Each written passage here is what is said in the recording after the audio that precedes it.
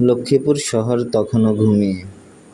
রাতের বাতিগুলো নিঃশব্দে জ্বলছে, আর আমরা কয়জন পাগল মানুষ বাইকের ইঞ্জিন স্টার্ট করে বের হয়ে পড়লাম এমন এক যাত্রায়, যার শেষটা কেমন হবে তা কেউ জানতাম না।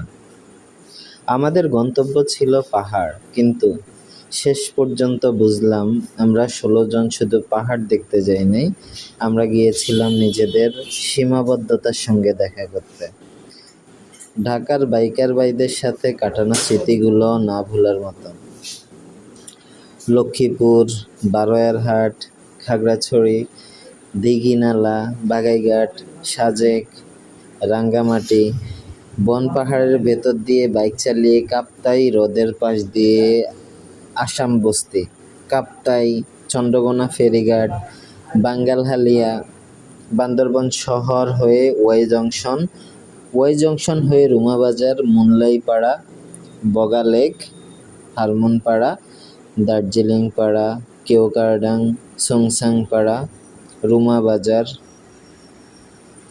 আবারও ওয়াই জংশন হয়ে চিম্বুক পাহাড়, Titanic point view, double hand point view, Nilgiri, Thanchi, Tamatungi, ডিম পাহাড়, আলীকদম, মিরিঞ্জা ভ্যালি, পাশিয়াখালী হয়ে Cox's Bazar, marine drive, Pathuartek, Shamlapur Teknaf সহ আবারও সরাসরি লক্ষ্মীপুরে ফেরত আসা।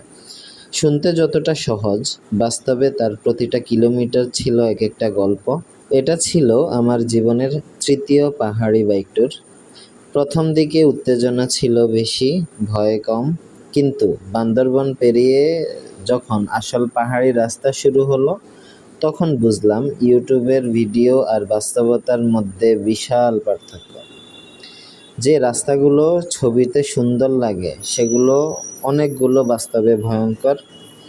এক পাশে পাহাড়, অন্য পাশে গভীর খাদ, কোথাও ভাঙা পাথর, কোথাও কাদা, কোথাও এমন খাড়া চড়াই যে সামনে তাকালেই মনে হয় বাইক নয়, যেন দেয়াল বেয়ে উঠতে হবে।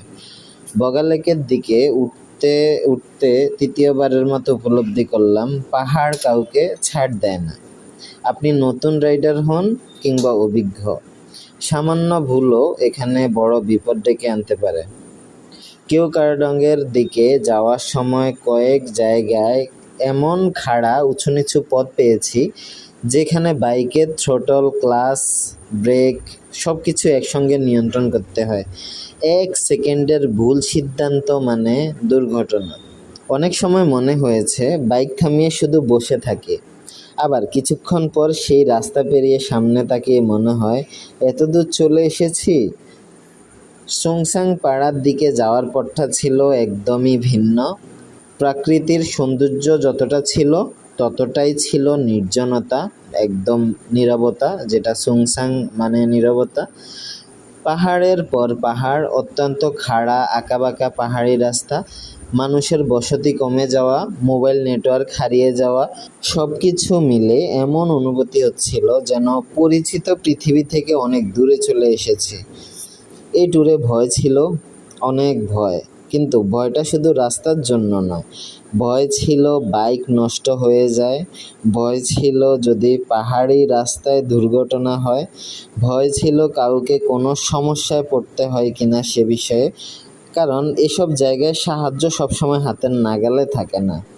সবচেয়ে মজার বিষয় হলো, এত কষ্ট, ধুলাবালি, ক্লান্তি, শরীর ব্যথা, ঘুমহীন রাত, এসবের পরও এখন মনে হচ্ছে আবারও যেতে চাই। কারণ কিছু জায়গা আছে যেগুলো একবার দেখলে মন পড়ে থাকে সেখানে। বান্দরবানের পাহাড়গুলো আমার জন্য তেমনই। হাজারো ঝুঁকি, ভয়, ক্লান্তি আর অজানা পথ পেরিয়ে অবশেষে নিরাপদে ফিরে এসেছি, আলহামদুলিল্লাহ। এই ট্যুর আমাকে নতুন একটা শিক্ষা দিয়েছে। পাহাড় জয় করা যায় না, পাহাড় শুধু কিছু সময়ের জন্য আপনাকে তার সৌন্দর্য দেখার অনুমতি দেয়, আর সেই অনুমতি পাওয়ার সৌভাগ্য আমার হয়েছিল। সব ভিডিও ধীরে ধীরে আমার ইউটিউবে, ফেসবুকে ছাড়বো ইনশাআল্লাহ।